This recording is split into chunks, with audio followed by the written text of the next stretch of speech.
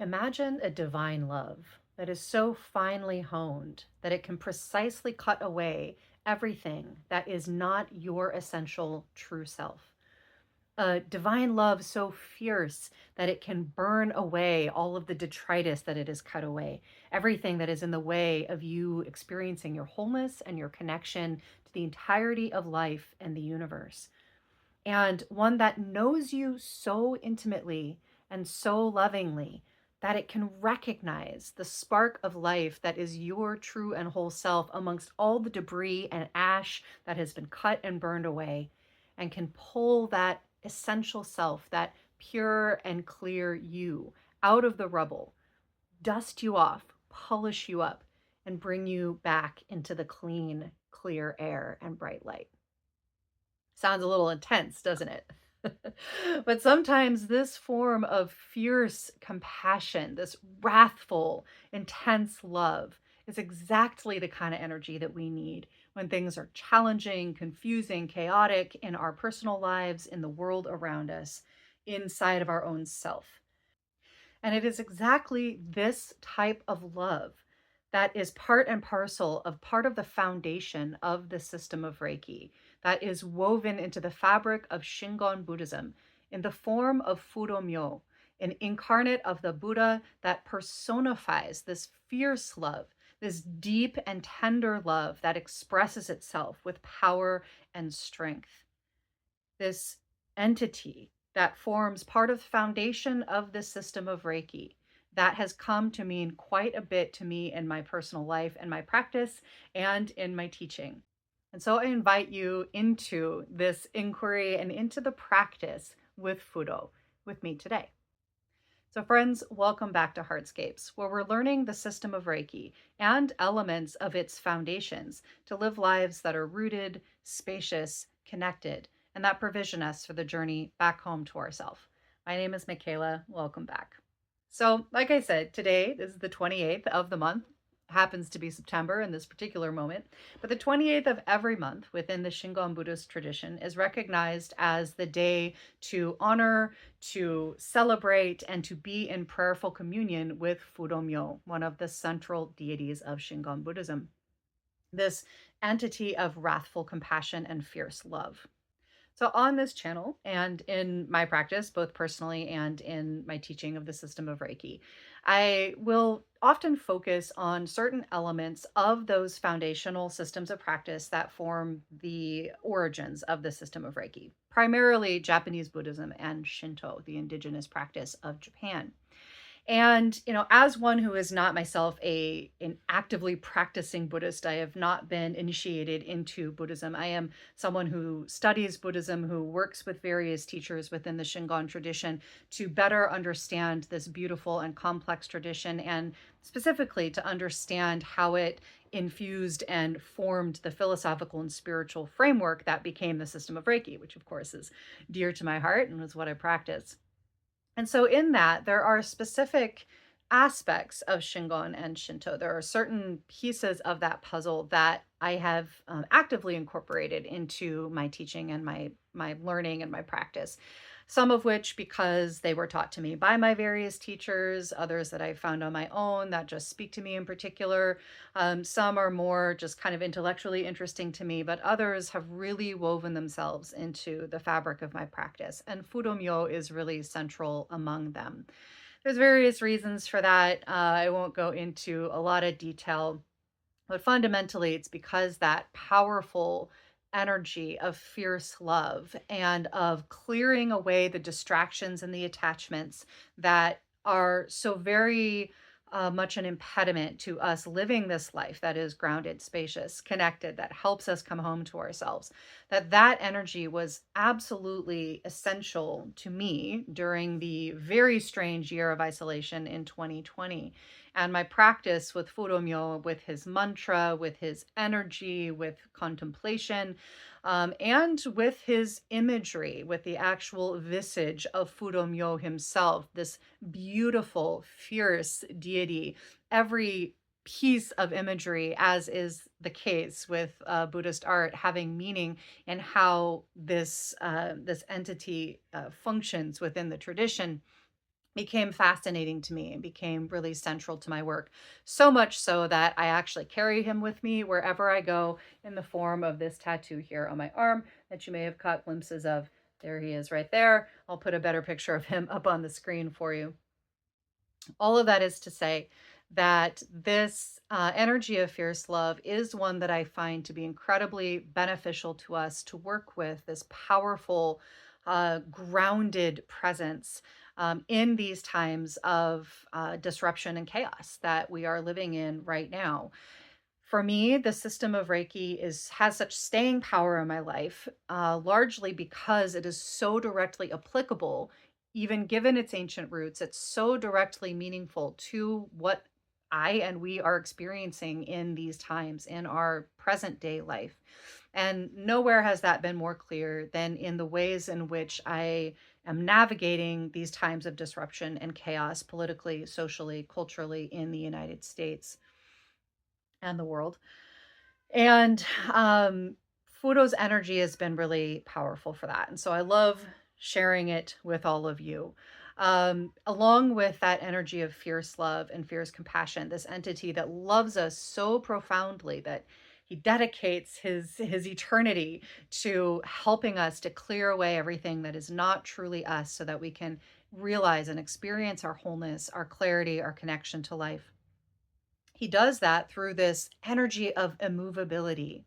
Fudo Myo is also known as the Immovable One, and the imagery of the mountain and of the stone bedrock of a great mountain is central to his imagery, as well as his fire, his sword, and his beautiful blue skin.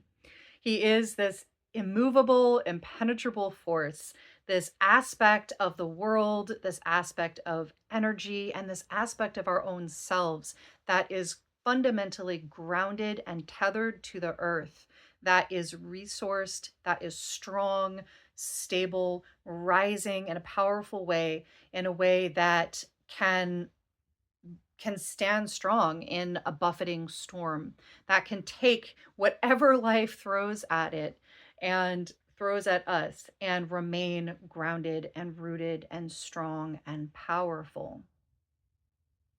Quite an energy to bring into our lives at this time, wouldn't you think?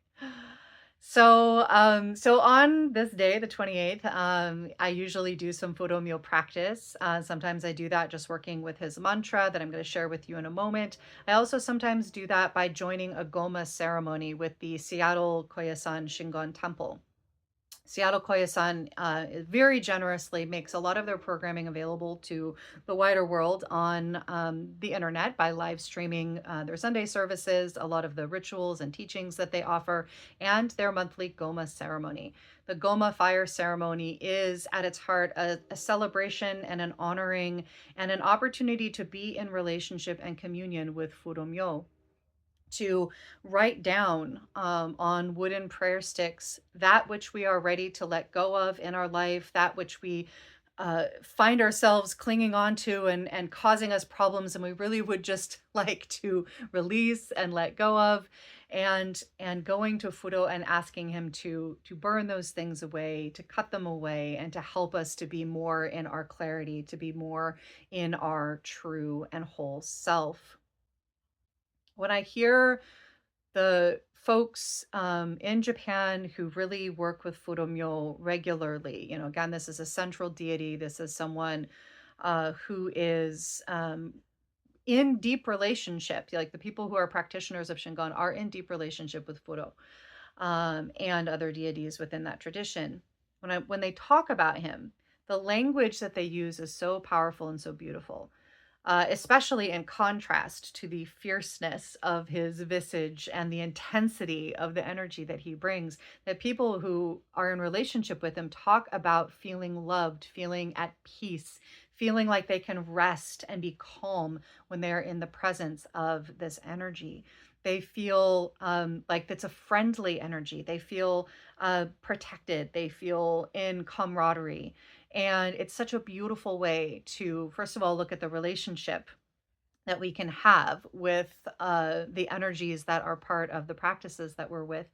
And also to just see this really beautiful contrast between this fierceness and then this very peaceful way in which that fierceness causes people to feel.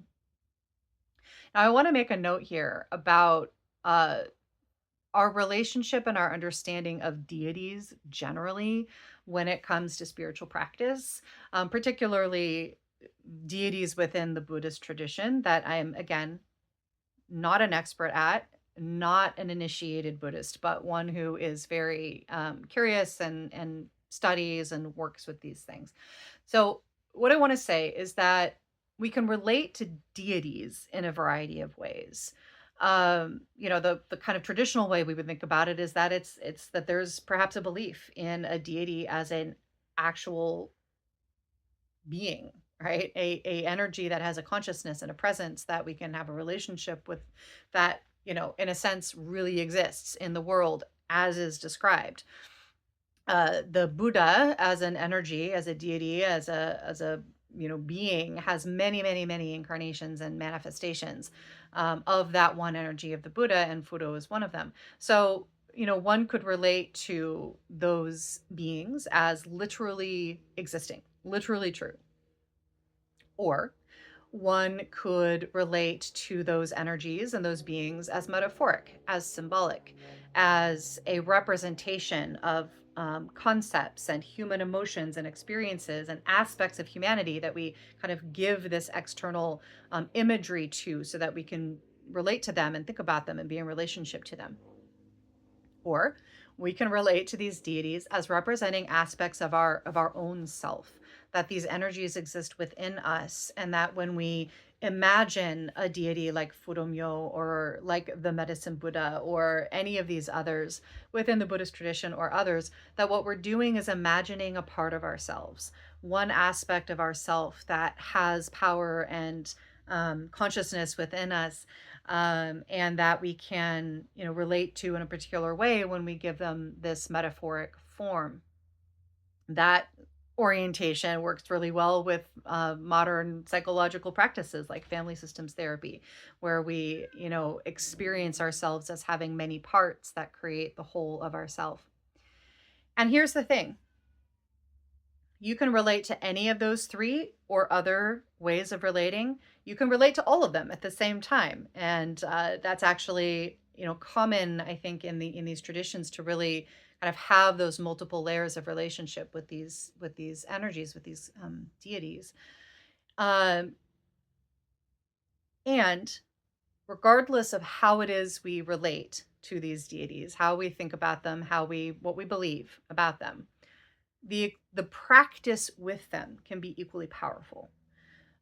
Because if we're tapping into a part of ourself that has these incredible attributes of fierce love, of infinite compassion, and the ability to cull away that which is in the way of us experiencing our full self, that can be just as powerful as imagining or believing that there is an external deity that is doing that for us. So I guess what I'm trying to say is it doesn't really matter exactly how you relate to it, what you believe. I mean, it matters to you personally, it matters to your community, but you can have a profound relationship with something like Fudo Myo, whether or not you believe that Fudo is a being that exists, or if you relate to it more metaphorically or as representing an aspect of yourself or something else. Hope that made sense. Okay. So what I really wanted to get to here, I wanted to give you some context for Fudo.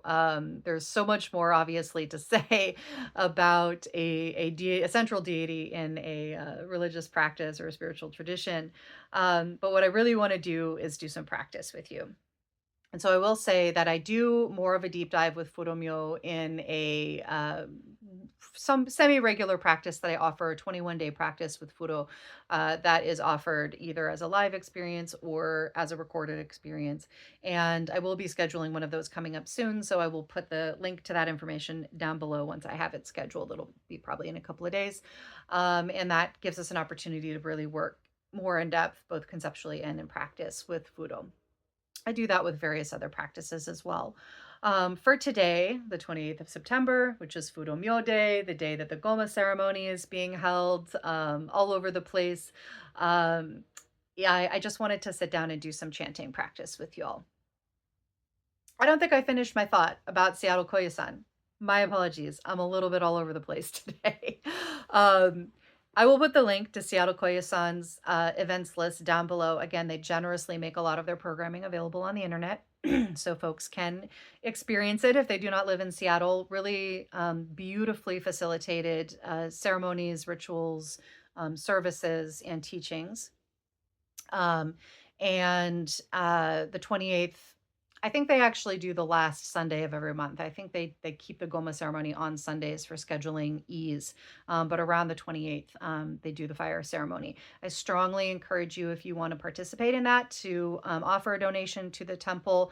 With a donation, they will write out a prayer of your choice. You can share a prayer with them. They will write it out. They will include that in the burning aspect of the ceremony. So that information will be down below in the video description. Wanted to be sure to close that loop. Okay. Practice. There's a lot of ways to practice with an energy like Fudo Myo, but the most common is through a mantra, through a chanting practice. The Fudo Myo mantra is it's a really fun one to say. It's beautiful in Japanese. There is, of course, an original Sanskrit version. There is a Japanese version, which is the one that I know and practice. And it's a relatively short mantra, a little bit longer than some, but much shorter than others.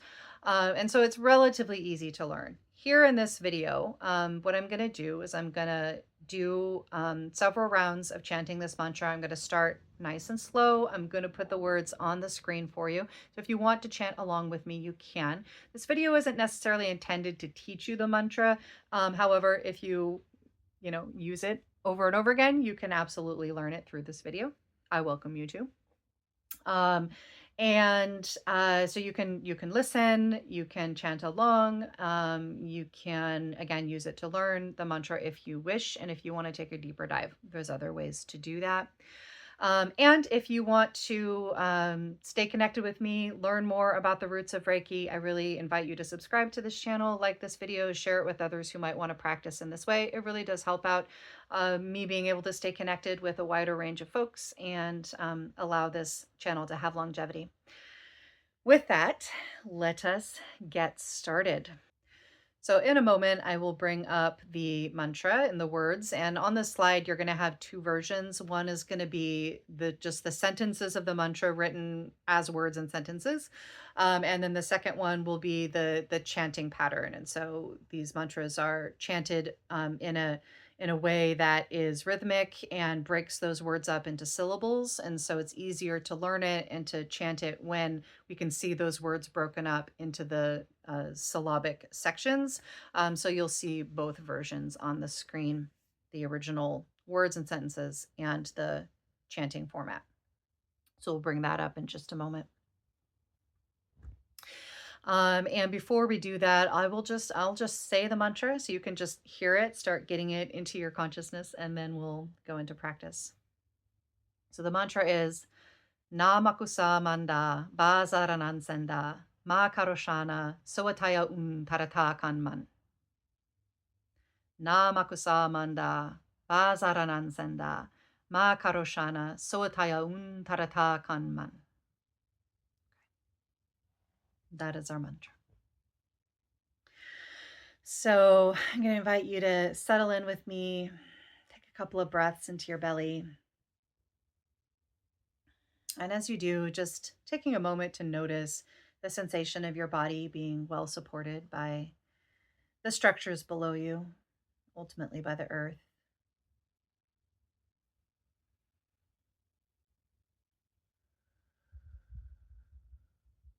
Allow your body to rest into that support, to feel the firm foundation below you,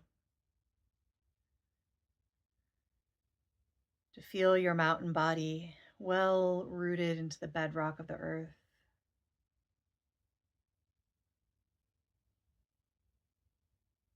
And a movable, firm, strong foundation from which your body and your being rises with fluidity and flexibility, the ability to move within the currents of the world, but to remain rooted and strong in your foundation. So let's take a couple of breaths, just feeling that sensation of your body being well supported.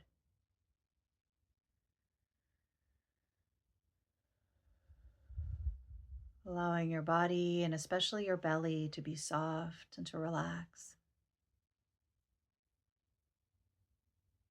Allowing your belly to expand with your inhale gently, and allowing your exhale to be easeful. Making space for your breath, making more room inside of you.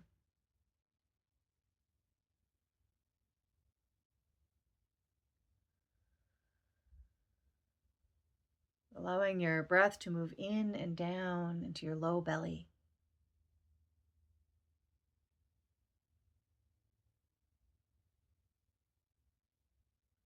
And allowing your attention to follow your breath in and down into your belly. Focusing your attention just below your belly button, deep in the center of your body. For a couple of rounds of breath. Coming into your rooted place.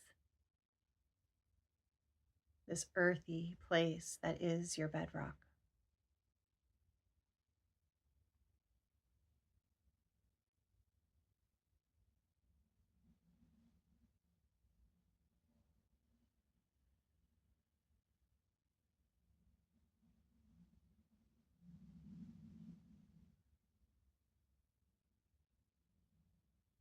This place within the traditions that we are exploring is the home of your true self, the spark of life that is your whole and clear and clean essence, your original energy, you. This spark of life, which Fudo Myo-o seeks to keep clear and open by cutting and burning away that which is not you. And so let's take a couple of moments to sense or imagine the spark of light in our low belly.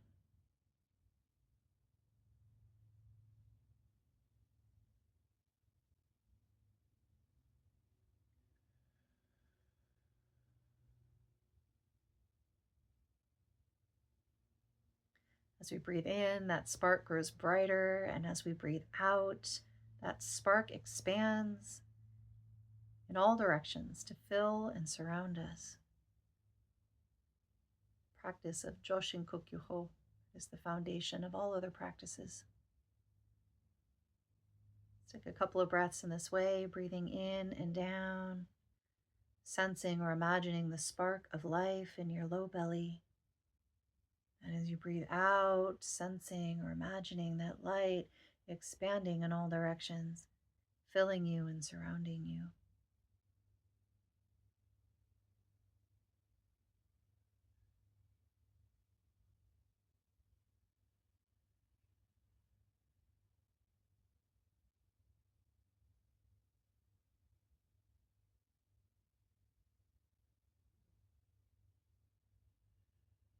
And in a moment, we will begin our mantra. We'll breathe into our low belly, and as we breathe out, we'll allow this mantra to come into form on our exhale. Nice and slow, one full recitation of this mantra with our exhale. If you need to take a breath somewhere in there, that is perfectly fine. Follow your own rhythm. We're going to begin with a nice slow recitation, and I'll do 5 repetitions. Nice and slow, 5 breaths.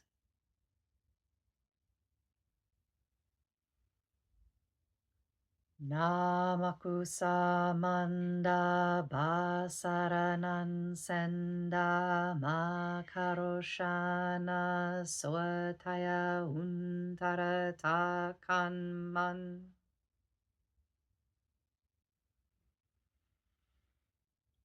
Namakusa manda basaranan senda makaroshana swataya undharata kanman.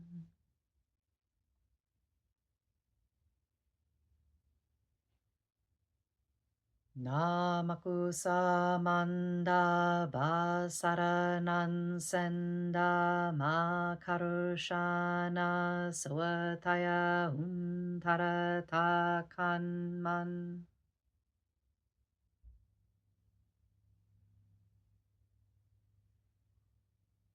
Namakusa manda basaranan senda makarushana swataya undharata kanman.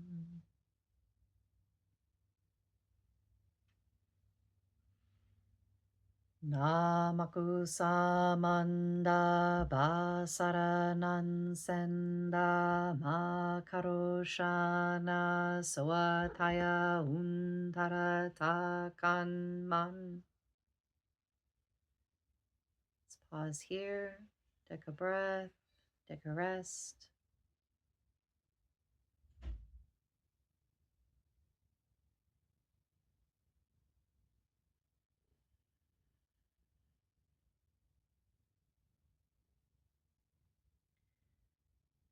We're gonna speed it up a little bit. 5 more breaths, 2 recitations per breath. Namakusamanda basaranan senda makaroshana sutaya undharata kanman. Namakusamanda basaranan senda makaroshana sutaya undharata kanman. Namakusamanda basaranan senda makaroshana sutaya undharata kanman. Namakusamanda basaranan senda makaroshana sutaya undharata kanman.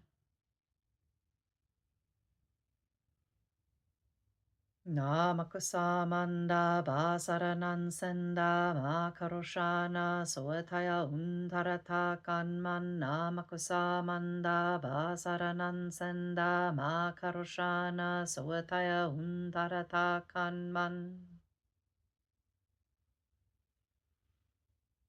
Namakusamanda basaranan senda makaroshana sutaya undharata kanman. Namakusamanda basaranan senda makaroshana sutaya undharata kanman. Namakusamanda basaranan senda makaroshana sutaya undharata kanman. Namakusamanda basaranan senda makaroshana sutaya undharata kanman. And let's rest here for a moment.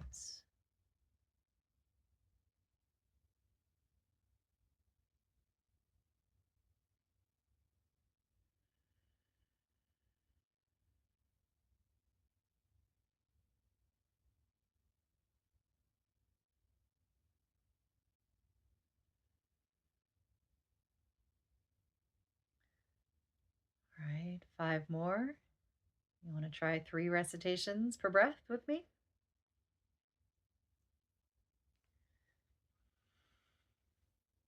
Namakusamanda basaranan senda makaroshana sutaya undharata kanman. Namakusamanda basaranan senda makaroshana sutaya undharata kanman. Namakusamanda basaranan senda makaroshana sutaya undharata kanman.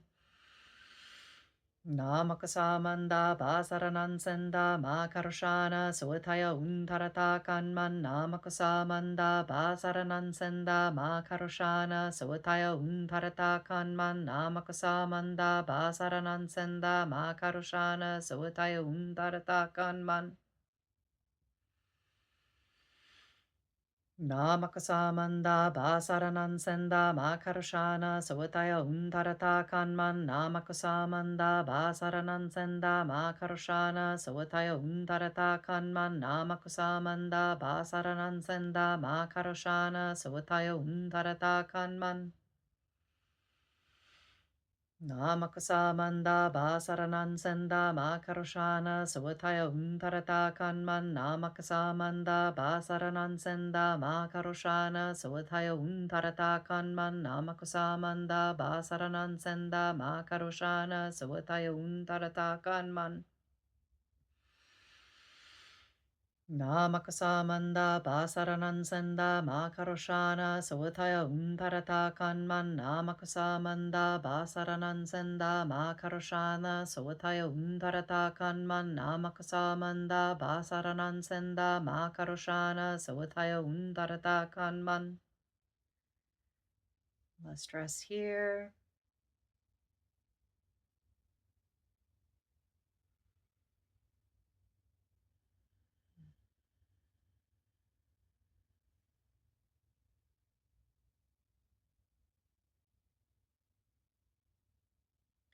As we're resting here, just invite you to notice again that sensation of grounding, of having a firm foundation, and of breathing deeply in and down into that rooted place, that immovable place, that part of you that cannot be shaken, that cannot be pushed over, that can move and shift and change with life, but that is always anchored and tethered to the earth, to your body, to the truth of your wholeness, and to your light.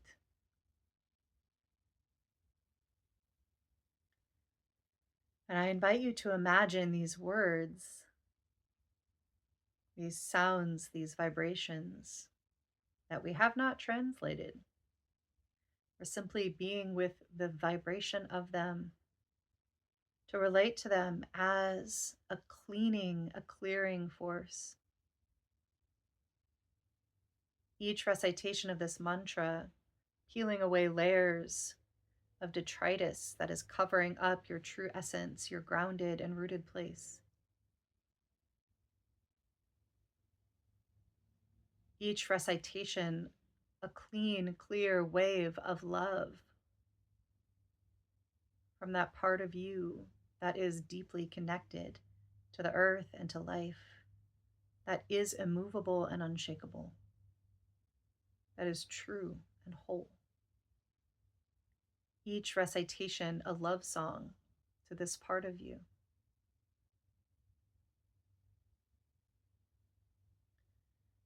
And with that perspective in mind, we're going to do 5 more recitations at the pace that we just did, 3 per breath.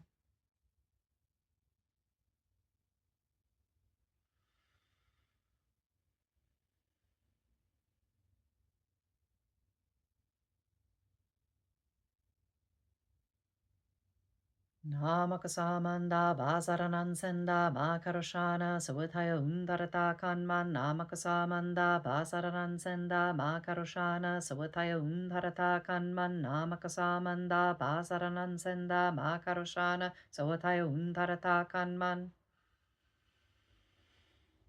Namakusamanda basaranan senda makaroshana sawataya untarata kanman namakusamanda basaranan senda makaroshana sawataya untarata kanman namakusamanda basaranan senda makaroshana sawataya untarata kanman Namakusamanda basaranan senda makaroshana sawataya untarata kanman namakusamanda basaranan senda makaroshana sawataya untarata kanman namakusamanda basaranan senda makaroshana sawataya untarata kanman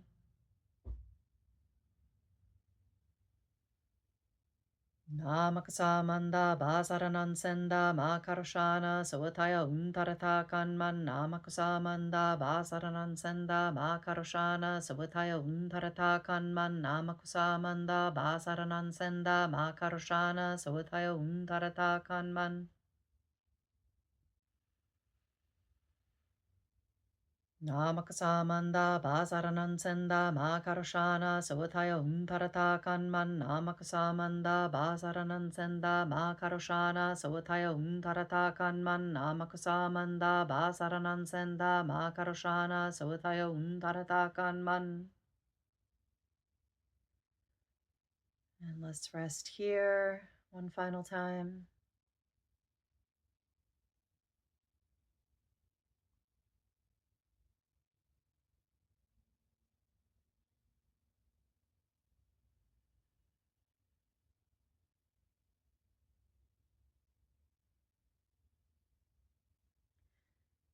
And I invite you to bring your hands together in gasho at your heart. This gesture of oneness and wholeness, held here at the territory of courageous, compassionate connection.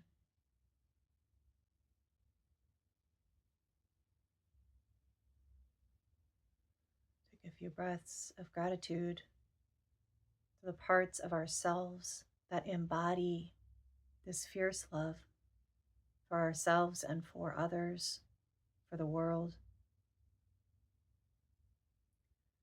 This wrathful compassion that can bring such power and strength to the actions of loving in the world. It is an energy that the world needs, that I need. I'm grateful to be in practice with you today inside of this beautiful energy.